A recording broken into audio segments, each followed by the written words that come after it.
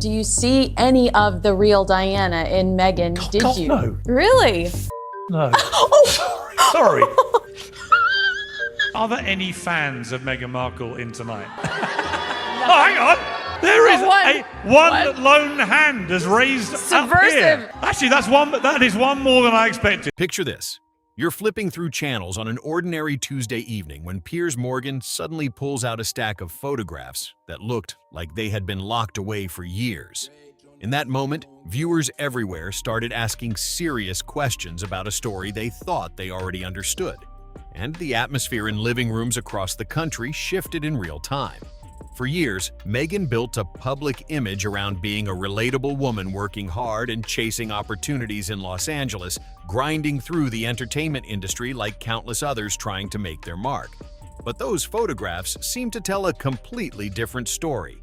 Instead of a life centered on everyday hustle and modest beginnings, they appeared to highlight connections to exclusive events, influential social circles, and high-profile gatherings that most people never get anywhere near.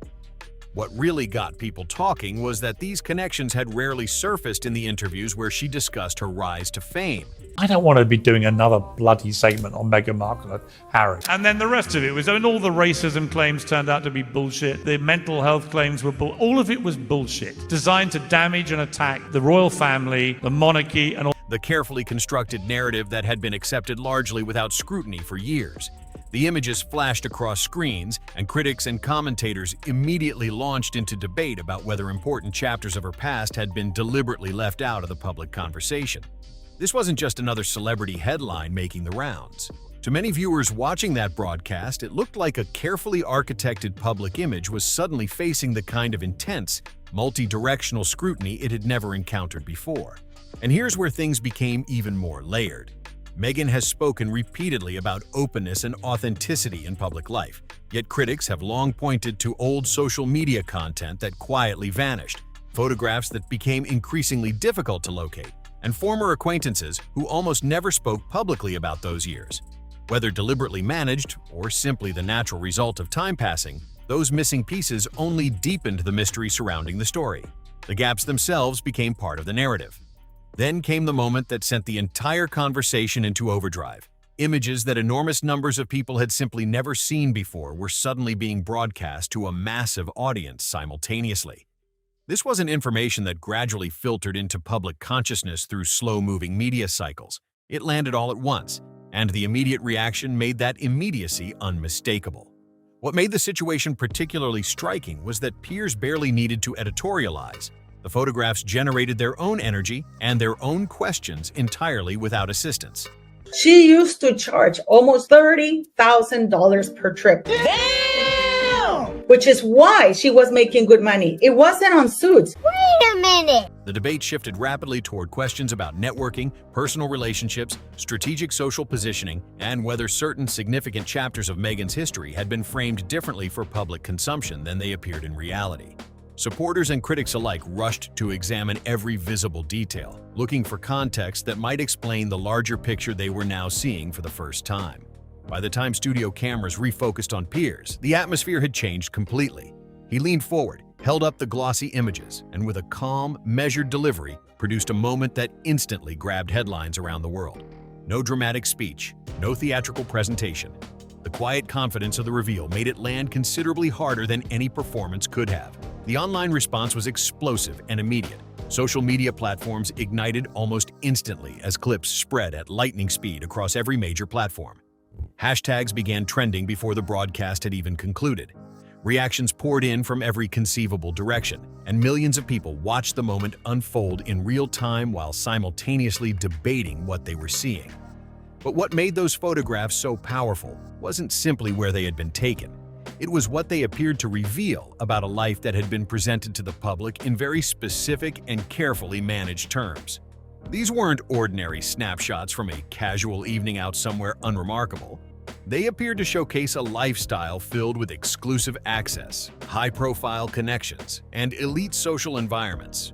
For many viewers, that image stood in sharp contrast to the modest Hollywood journey they believed they had been hearing about across years, of carefully managed interviews And that contrast became the real story everyone was suddenly talking about at the same time.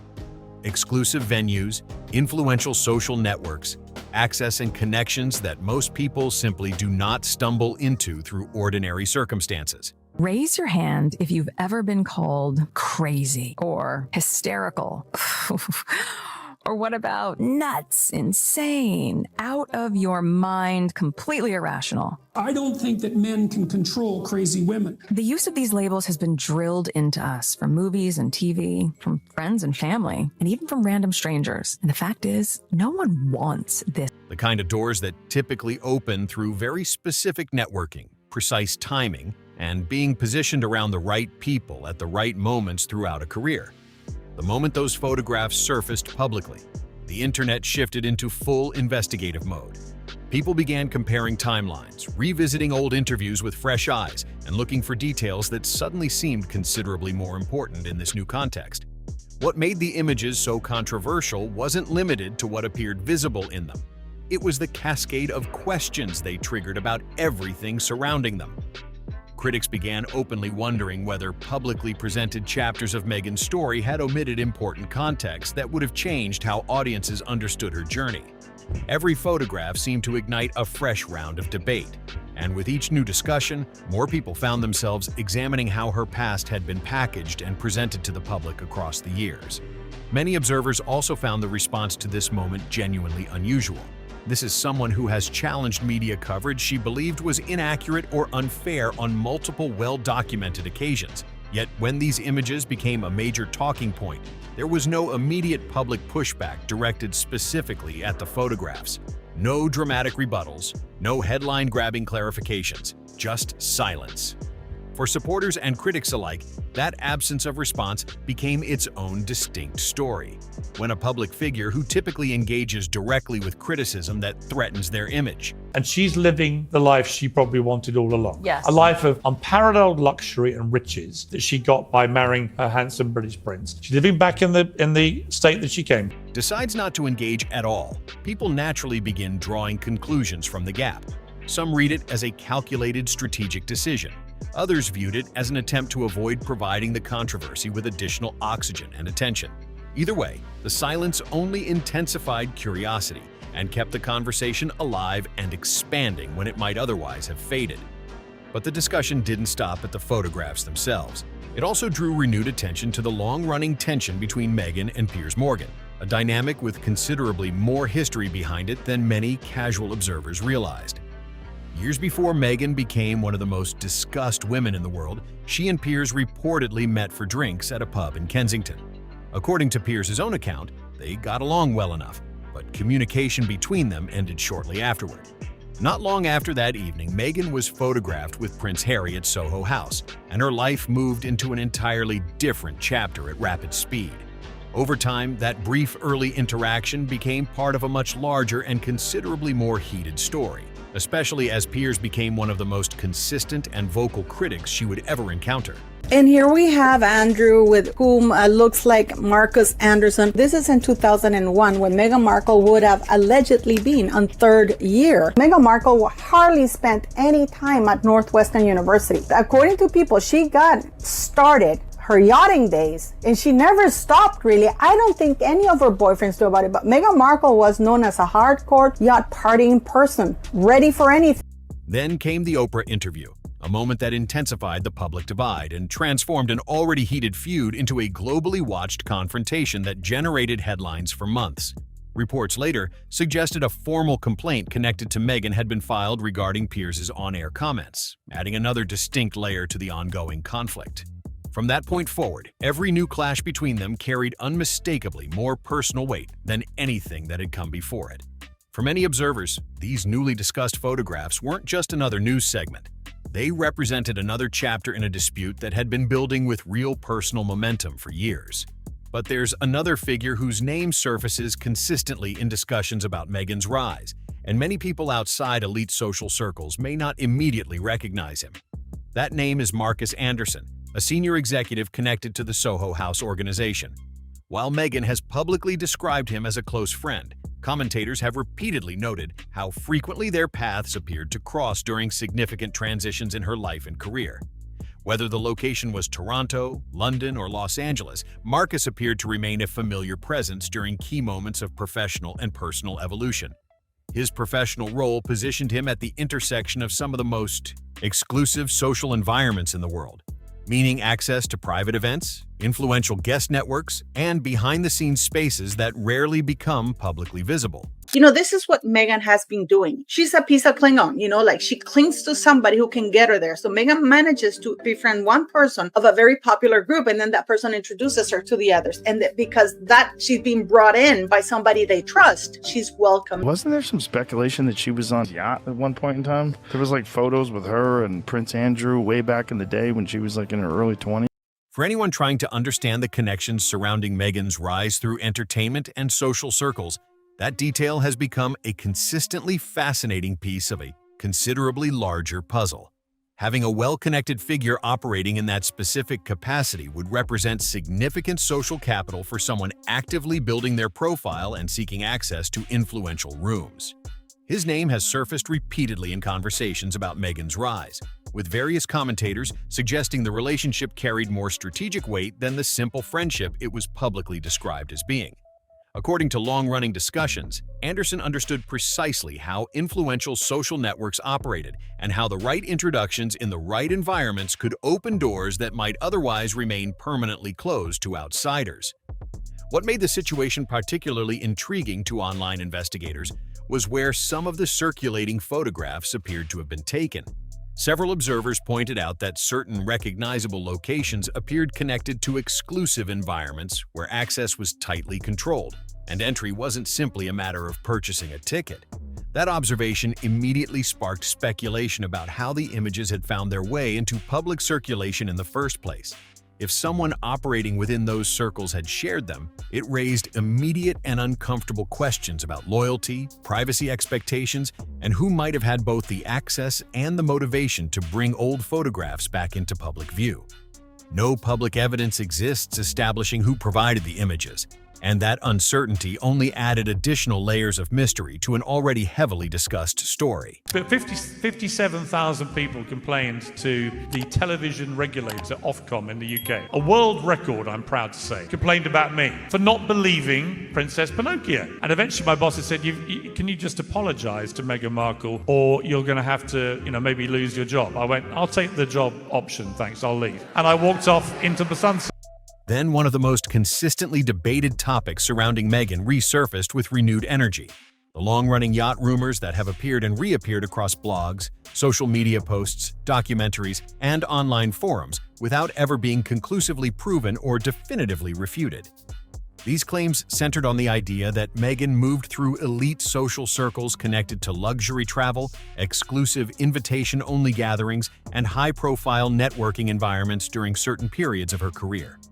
Some online investigators and commentators argued that a broader pattern existed across entertainment and business circles where aspiring performers, executives, and wealthy guests attended private events aboard luxury vessels and at exclusive destinations. Meghan's name was occasionally placed in proximity to those discussions, which was enough to keep public interest circulating even when concrete evidence remained absent. It's important to note clearly that several viral images allegedly connecting Meghan to specific events were later challenged, disputed, or found to be misidentified. Even so, overlapping timelines, repeated claims from anonymous online sources, and persistent commentary from various directions combined to keep speculation active year after year. That ongoing combination ensured the topic never fully faded from public conversation regardless of the absence of definitive proof. For critics, the larger question was never really about any single photograph in isolation. It was about whether Meghan's lifestyle during certain specific periods aligned with the image many people had absorbed through years of carefully managed public appearances and interviews. They pointed to reported international travel, appearances at luxury destinations, and presence at exclusive venues, and questioned how those experiences fit alongside descriptions of financial constraints and career challenges that featured prominently in the narrative she presented publicly. I followed 4 of the stars of Suits on Twitter. Yeah. And in 5 minutes, I got this direct message from Meghan Markle. A private message. Yeah. And it said, "Hey, I'm a big fan, and so excited you're following me." And this is She said to you. This is about 3 years ago, and I replied, and then another guy in Suits who plays another character, he got involved too, and we corresponded quite regularly on Twitter, publicly and private. And then I put her in a cab, and it turned out to be a cab that took her to a party where she met Prince Harry. And then the next night they had a solo dinner together, and that was the last I ever heard from Meghan Markle.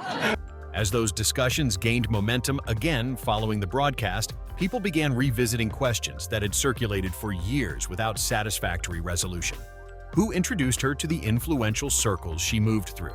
How did certain high-value opportunities emerge during her career development? Were meaningful details absent from the public narrative, or were online commentators constructing significance from limited and ambiguous information? Those debates grew considerably louder once Piers Morgan's broadcast brought concentrated new attention to Meghan's pre-royal history. Then came an unexpected element that drew the discussion in a surprising direction. When Harry released Spare, his intention was to share personal memories and offer readers an intimate look at his relationship with Meghan. But critics argued that certain passages unintentionally directed attention toward aspects of Meghan's past that had already attracted persistent public curiosity. He knows, and everybody all around the world, that you would want to know. The very rich, the very connected. Anybody who is anybody would be in Marcus Anderson's little black book. And he's never betrayed a confidence. He's never made a slip. In multiple sections, Harry described Meghan's connection to Soho House, portraying it as an environment she visited frequently and felt deeply comfortable navigating. What was likely intended as personal romantic detail quickly became another significant talking point for online commentators who saw it as one more piece fitting into a larger story they had been assembling for years. Harry's descriptions of early dates, private dinners, quiet meeting locations, and staff members who appeared notably familiar with Meghan long before their relationship became public were read very differently across different audiences. For many readers, they registered as romantic and personal. For critics, they raised fresh questions, because the picture painted across those pages appeared notably different from impressions Meghan had created through previous public statements about her connection to those exclusive social environments. That contrast became a significant and sustained talking point across multiple media cycles. Meghan had often characterized certain exclusive clubs as relatively peripheral to her life. Yet Harry's recollections suggested those environments were considerably more central and familiar to her than many people had previously understood. Whether that difference was genuinely meaningful or simply a matter of different perspectives on shared experiences, it was more than sufficient to reignite a debate that had never fully resolved itself. At the center of everything remained Meghan's response, or more precisely, the continuing absence of one. For someone consistently associated with carefully managed and strategically timed public messaging, the silence became one of the most analyzed aspects of the entire controversy. Observers pointed out repeatedly that she had challenged and publicly pushed back against media narratives on numerous previous occasions when she believed the framing was inaccurate or unfair. That track record made the absence of any direct response stand out with unusual sharpness. If the images were misleading or missing crucial context, people wondered why no public correction appeared. If important background information had been stripped away from how they were being discussed, others questioned why no clarification materialized. Supporters argued that engaging publicly would only amplify the story further. Critics read the silence as confirmation that no comfortable response existed. Without clear explanation, speculation expanded to fill every available gap in the public's understanding. Media analysts offered various competing theories. Some suggested that publicly addressing the photographs might have lent them greater credibility than ignoring them. Others believed advisors concluded that quiet was the least damaging available option under the circumstances. Regardless of the strategic reasoning, the approach did little to slow genuine public curiosity, and in some observable ways appeared to intensify it by leaving audiences with nothing concrete to evaluate. What keeps audiences engaged isn't simply the photographs themselves, it's the accumulated weight of unanswered questions that surround them. Every disputed timeline, every connection that lacks a public explanation, every detail that sparks fresh interpretive debate encourages people to look more closely at a story that has never fully resolved itself into a clear and settled narrative. While Piers Morgan's on-air reveal brought these specific topics back into concentrated public spotlight, it's the broader pattern of persistent questions that continues driving ongoing discussion across social media platforms and traditional media alike. For supporters, the sustained attention reflects years of disproportionate and unfair scrutiny directed at someone they believe has been consistently targeted. For critics, it surfaces questions they argue have never received satisfactory direct answers. Either way, one observation seems increasingly difficult to dispute. Public interest in the full and unfiltered story of Meghan Markle shows absolutely no signs of diminishing. And the question that continues hanging in the air remains the same one it has always been. Are there still chapters of this story the public hasn't seen yet?